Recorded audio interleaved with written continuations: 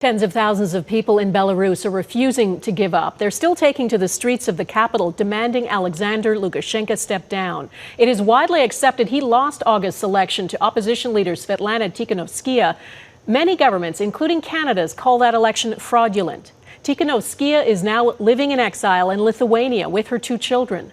Our Redmond Shannon spoke to her about the challenges she faces and the important role she says Canada is playing in the struggle. Another weekend, another huge demonstration in Belarus. Tens of thousands marched despite a threat police would use firearms, again calling for President Alexander Lukashenko to step down. We have to decide everything by ourselves. The woman they believe won August's election remains in exile in neighbouring Lithuania. I would be more useful here in safe than in jail in Belarus, because I'm sure that as only I pass the border, I will be jailed. Sviatlana Tsikhanouskaya only entered the campaign after her husband, an opposition activist, was jailed in May.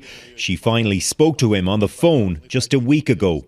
He was upset because he asked how his children, and I told him that our younger daughter, she's crying every evening. Where is my daddy? And she's only 5, but I think she realizes that it's too long that he's absent. Tsikhanouskaya leads a group of mostly female opposition activists, all jailed or in exile.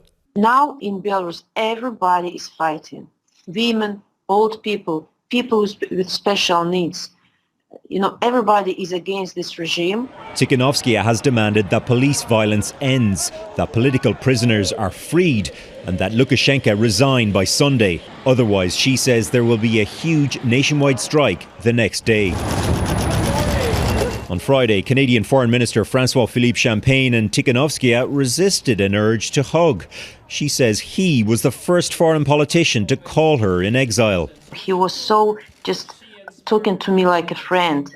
I was so inexperienced. I didn't know what to talk about with foreign leaders, but he was so kind. He was so supportive. Sviatlana Tsikhanouskaya has had to learn leadership fast.